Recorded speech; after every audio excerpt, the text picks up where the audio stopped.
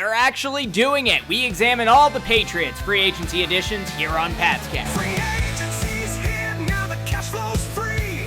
Patriots stacking up a winning spree. Big moves, no talk. Welcome to Patscast. I'm Brad Whitaker. Good to be back with you. The Patriots are burning cash. They're spending money. We actually have something to be excited about heading into the 2025 NFL season. I didn't know if we were going to see the day. You know, it started with the Red Sox and them not spending any money for half a decade plus now, and then they go out and get Bregman, and here the Patriots are. I'm like, all right, is the shoe going to drop? Are they going to start making some moves? And here they are, outspending cash on day one of NFL free agency. It's not even free agency technically, it's the tampering period, but that really just means they agree, and then they sign the contract in a couple of days. They don't even need the tampering period. Just say free agency starts today.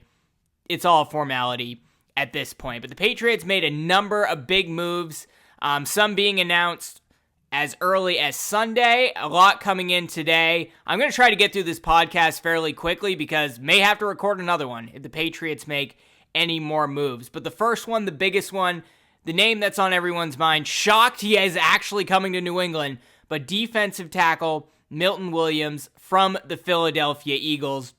6'3", 290 pounds, a bit smaller than what you're used to at the defensive tackle position, and people are talking about Mason Graham. The Patriots might draft him at 4th overall from Michigan. He's actually smaller than Mason Graham, but we all know what this guy can do. He was the biggest defensive disruptor in the Super Bowl this year. Probably the best player on the field in the Super Bowl, if we're being honest. 2 sacks in that game. He had the second highest pressure rate among defensive tackles this past season at 12.5%. Just behind Denver's John Franklin Myers, so I think it was like 12.6%. Was pressuring the ball in every single postseason game this season. Very impactful. Patriots got him for 4 years, $104 million. $63 million of that is guaranteed. I guess the Carolina Panthers were doing everything they could to get Milton Williams, but the Patriots, they kept upping the ante, and now they have arguably the best, at least one of the best, top 3 defensive tackles in the NFL, and they're certainly paying him that way. He is now the 3rd highest paid defensive tackle in the NFL, and he's also the highest paid player in New England Patriots history with a $26 million average annual value. Remember, Tom Brady wanted 2 years at $25 million each. That was too much for him to come back to New England. Now Milton Williams is being paid $26 million a year to play defensive tackle. How times have changed. So that's very exciting. Pass rush going to be significantly better. One of the worst, if not the worst, pass rush in the league the Patriots had this past year. Just having Mike Vrabel as the coach is going to make them probably a mid-tier pass rush, but adding a guy like Milton Williams is really going to help. And they added a few other players here too, which I'll get to in a moment. But the next big name, we all know the offensive line needs help, particularly the tackle positions. I'm not as worried about guard or center. If the Patriots can get some good players there, great, but they have a lot of depth at those positions and guys that can potentially develop, particularly at left guard, and one who's great at right guard. You're going to have to get a center for the future, but you're good with David Andrews. They need a right tackle, and they need a left tackle. Well, we're still waiting on the left tackle, but the Patriots have locked down their right tackle for 2025. That is Morgan Moses, 6'6", 335 pounds, 34 years old. So long-time NFL veteran, probably going to finish his career in New England in all likelihood. 35 and 3/8 inch arms, so you don't have to worry about the Will Campbell stuff, having arms less than 33 inches. He's got length, and was pretty cheap too. 3 years, $24 million contract. Been around the league, 7 seasons with Washington. Spent a season with the Jets, then 2 in Baltimore, and then recently another season again with the New York Jets. Started 14 games at right tackle last year with New York. Did have a grade 2 MCL tear early in the season. That's how he missed some time. But not a lot to worry about, even though he is 34 years old and has a recent injury history. He cleared all medicals before hitting free agency. I know that still seems like a major red flag, but the biggest strength Morgan Moses has is his durability. He's played in 158 of his last 164 NFL games. So just a few of those games, 3 of those games were this past season. So he only missed 3 games in that 164 game period, I think extending to his second year in the league. So this guy's going to be on the field healthy in all likelihood, is up there in age. He is ranked 64th overall out of 141 tackles, according to Pro Football Focus. That puts him in the 55th percentile, which is, slightly above average. That's the definition of slightly above average, but I'll take average. I'll take slightly above mediocre at this point with the tackle play that we had last year. And look, he's a bridge guy, right? Expect this to be a bridge for Caden Wallace, who lost half a season last year with the Patriots trying to put him at left tackle and then lost the other half of the season with injury issues. Maybe Caden Wallace can step into that right tackle role, particularly if Morgan Moses does indeed go down with an injury. Or the Patriots, I wouldn't rule out them drafting another tackle this year. Armin Membu, the guy who's kind of the hot name right now, could go as high as 4th overall. People are saying that. He's a right tackle, not a left tackle, but arguably the best tackle in the draft. Seems less likely the Patriots would draft him adding Morgan Moses and still having Caden Wallace looking to be in that role. That said, wouldn't rule it out if he's the best tackle on the board and the Patriots really like him. I also heard rumors that the Patriots might consider playing him at left tackle. I don't know if that's true. I saw that on X with a few videos of talking about the Patriots and their free agency additions there. I think that would be a terrible mistake, especially after what happened with Caden Wallace. Now, he is a veteran, so maybe he could move over to the left side if you need it, and the Patriots strike out in free agency and don't get anything worthwhile in the draft. But in all likelihood, he's your starting left tackle week 1 of the NFL season, and Caden Wallace will be a depth piece and hopefully take over eventually after 2 to 3 years. The other big signing the Patriots made, Harold Landry. 6'2", 252 pounds, veteran, just 28 years old, has spent all 7 of his seasons with the Tennessee Titans, was a Pro Bowler in 2021 under head coach Mike Vrabel. He was Tennessee's longest tenured player until yesterday. Wasn't cut because of performance. He was cut to save some cap space. The Titans are saving about $11 million by making this move. But he's a great player, ranked 51 out of 211 players on Pro Football Focus. That puts him in the 76th percentile. He is an outside linebacker, really an edge rusher, a Boston College guy. Got a big payday, 3 years, $43.5 million, $26 million of that is guaranteed. Signed with the Patriots because he loves Mike Vrabel. Was set in 2023. I really can't imagine him not being the Titans head coach. And then he proceeded to not be the Titans head coach. So that was probably a big incentive why he came to New England. I guess he really did have to be lured, and the money talked, and that's why he ultimately decided to go to the Patriots. But a highly coachable player, a perfect fit, will bring back that Matthew Judon style player that the Patriots were missing this past season. In the prime of his career at this point, I think Vrabel's going to get even more out of him with even more experience that Landry has under his belt. Really great to see them getting an edge rusher and a really good defensive tackle. Doesn't rule out Abdul Carter if he's available at 4th overall. Doesn't rule out Mason Graham, but makes the likelihood less that the Patriots would draft those guys. I think if Abdul Carter's there and Travis Hunter isn't, the Patriots would probably draft him. Then you got like Keon White and Harold Landry and Abdul Carter. That'd be a hell of a defense.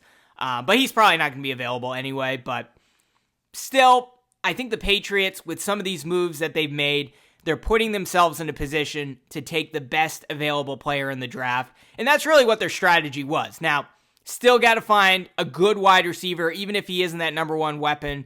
And of course, still have to get that starting left tackle for Drake May. But let's move on to the list. The next guy the Patriots signed, the most underrated signing, in my opinion, and that's Carlton Davis, 6'1", 208 pounds. Another veteran in the prime of his career, 28 years old. I guess that's kind of like the late prime of your career for cornerbacks, 28 years old. But they got him for 3 years, $60 million, 34.5 of that is guaranteed. Got a really big payday that he's been looking for at this point in his career. Spent 6 seasons in Tampa Bay, won a Super Bowl, of course, there with Tom Brady, was traded to the Detroit Lions because they knew the Bucs knew they would have to pay him and couldn't afford it. So he spent this last season with Detroit, was their number 1 cornerback, with Terrell Williams, who is now the Patriots defensive coordinator. You know, that was a big incentive for him to come to New England. Just a great, solid cornerback to have out there. Intercepted C.J. Stroud twice in Week 10. He did fracture his jaw in Week 15, which caused him to miss the rest of the season. Now, that's not an injury that's going to linger. It's just a jaw injury, but that's why he ultimately wasn't able to play in the postseason. But Pro Football Focus, I'm giving Pro Football Focus rankings. You know, take them with a grain of salt. They're subjective. They're kind of the trusted source among NFL reporters, so I'm going to go with what they have here. But Pro Football Focus ranks Carlton Davis as the 29th overall cornerback in the NFL out of 223.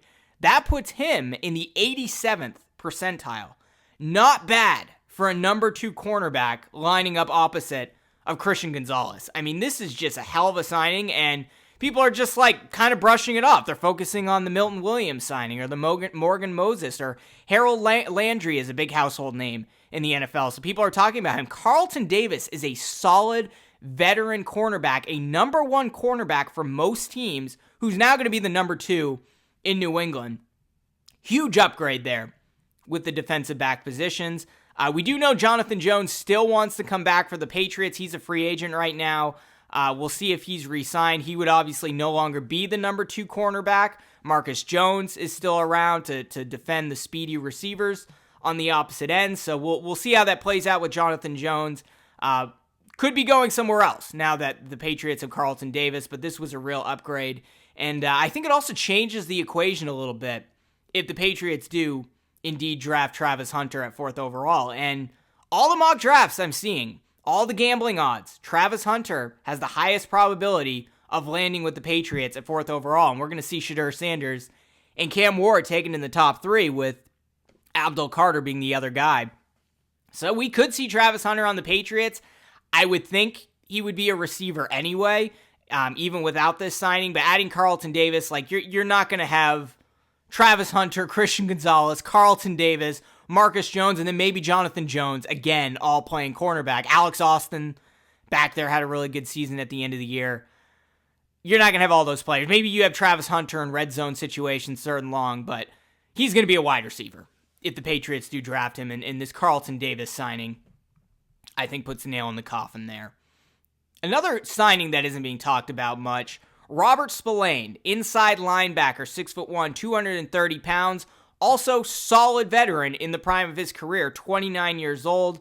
Got him for a pretty decent deal, 3 years, $37.5 million, just north of $20 million guaranteed. This guy is an interesting story. He started as an undrafted free agent, was waived by the Tennessee Titans as a rookie. That was Mike Vrabel's first season as head coach there. Then in 2020, he eventually signed, I think, with the practice squad with the Pittsburgh Steelers. Devin Bush in 2020 tore his ACL and was replaced by Spillane, who finished the game with 5 tackles and has been a disruptor ever since. Just been a really solid NFL linebacker, the kind of guy that Mike Vrabel would really love. A little bit undersized, not like a Belichick linebacker, which you could really say the same about Harold Landry. Like, this is a very different style of defense that we're going to see under defensive coordinator Terrell Williams with the influence of Mike Vrabel. Spillane and Landry, these are not necessarily big-bodied, stop-the-run NFL guys, even though they are very good at stopping the run. Those are the guys Belichick wanted. These are speedy linebackers. These are modern NFL linebackers, and an inside guy that can move like Spillane can make a big difference. 1 week after he took over that starting job for Devin Bush, got the 5 tackles in his debut, essentially his debut. He recorded a pick 6 against Lamar Jackson. They won that game by 4 points. He also finished that game with 11 tackles and a fumble recovery. Hell of a player the Patriots just got. He's been with the Raiders, though, the last 2 seasons. One Defensive Player of the Week, AFC Defensive Player of the Week.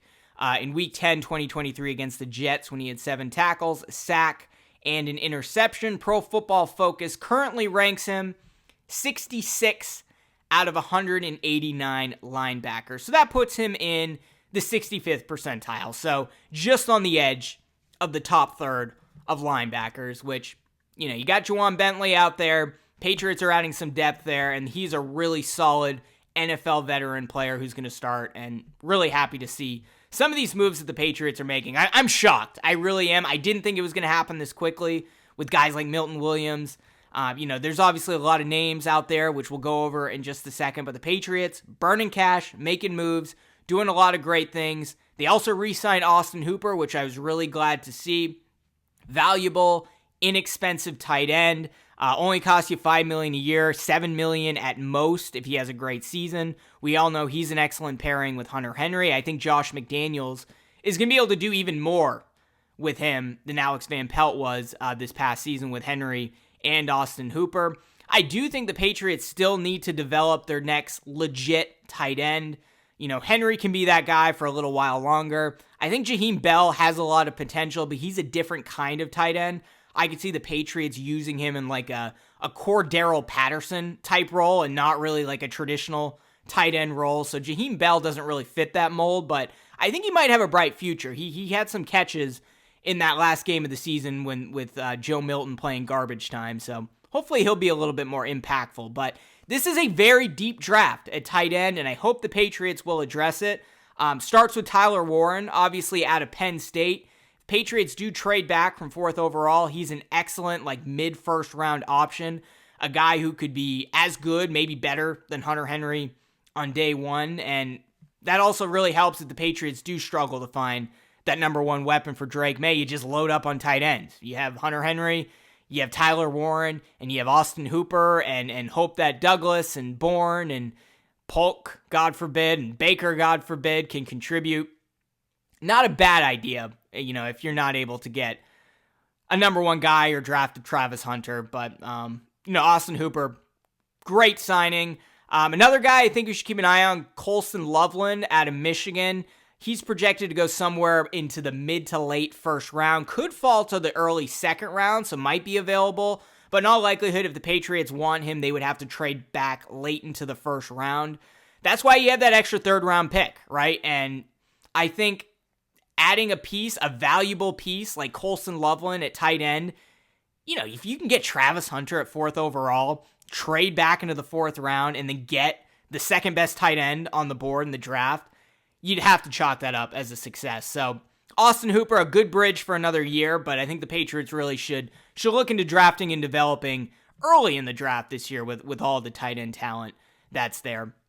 That said, the Pats, Elliott Wolf, Mike Vrabel, Stretch, Ryan Cowden, all those guys, they need to be more aggressive in the trade market. I think we were all pissed off to see Joe Thuney go to the Chicago Bears for a 4th rounder. Would have loved to see Joe Thuney back in New England. I guess the Patriots looked into it, and they said that was too expensive. Mistake, in my opinion. Joe Thuney, all-pro caliber left guard, can play left tackle in spots, was great for the Chiefs. I don't think he allowed a hurry until the Super Bowl, where he allowed a lot. But Joe Thuney would have made a lot of sense, and the Patriots didn't go after him. Be willing to trade some of these picks if you can get a real solid all-pro caliber player like Joe Thuney. It's a no-brainer. I mean, he might make the Pro Football Hall of Fame, for all we know. So, we'll see what happens there with the Patriots in the trade market. That might be how they have to go after a wide receiver. We know Chris Godwin, no longer on the market. He's back with the Tampa Bay Buccaneers. The Patriots really tried. They threw a ton of money on him. I guess he left $20 million on the table that the Patriots were willing to pay him, that the Bucs weren't. Still went back to Tampa. Devontae Adams now with the LA Rams. We know DK Metcalf is going to Pittsburgh, so that's not a trade you can make. Like I said, it could be as easy as Travis Hunter being available at 4th overall. You draft him. He's your number one wide receiver for years to come, but I would not depend on it. See if you can make a deal for Brandon Ayuk. Maybe T. Higgins, although Cincy is really trying to pay him. They're just getting rid of all their defensive pieces and paying the offensive guys. There's also Cooper Kupp, who isn't going to cost you a lot, maybe a 4th round pick.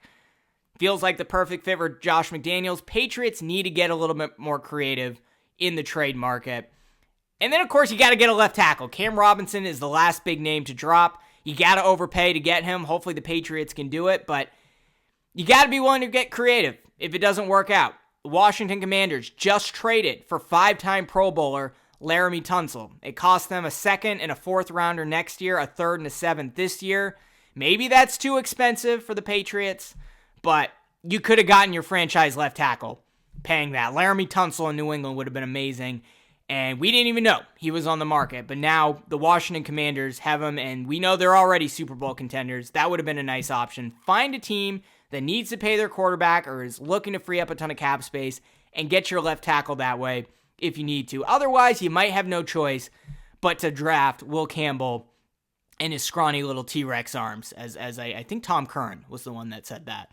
Dante Scarnecchia said he does not worry about the arm length like other offensive line coaches do. Will Campbell otherwise seems to be a perfect left tackle, but he's a left guard from everything that I've heard, and it's a reach if the Patriots draft him at 4th overall. But if they can't take care of the left tackle position, they might have to, or you're going to force Moses or Caden Wallace to the left side or put Vidarian Lowe back out there. I don't think any of us want that, even though I think Vidarian Lowe has turned into a decent backup left tackle. But we'll see. Patriots have roughly about $50 million. That's a very rough estimate. $50 million left to spend in free agency, so they still have plenty to spend if they want to get a big-name wide receiver, if they want to make a big trade.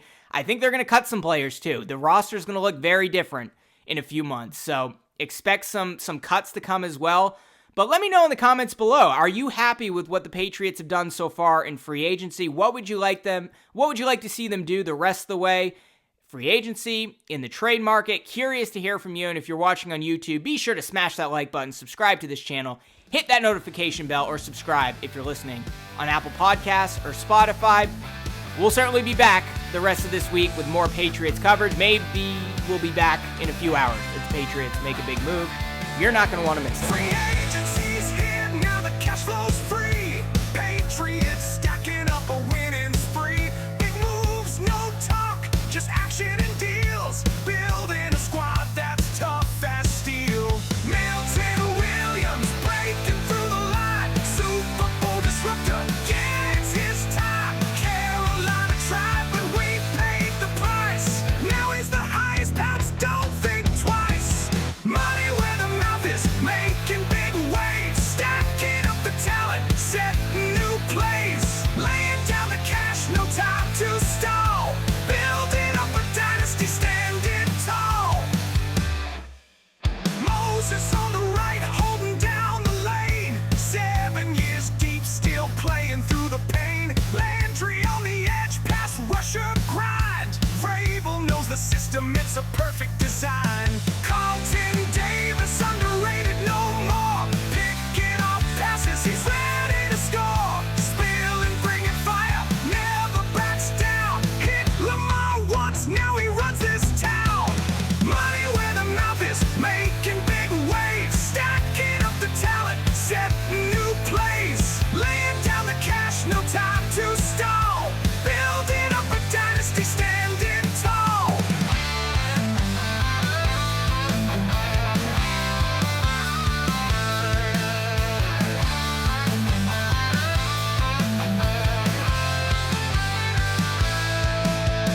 Cooper's back, got the hands, got the size. McDaniel schemes, yeah, he's on the rise. Still need a left tackle, maybe make a trade. Brandon or Higgins, someone for May. 2 need for a 4th, now they pass. But lessons learned, they're spending fast. 50 mil left, yeah, the fire ain't gone. Patriots rebuild, watch 'em prove 'em wrong. Money where the mouth is,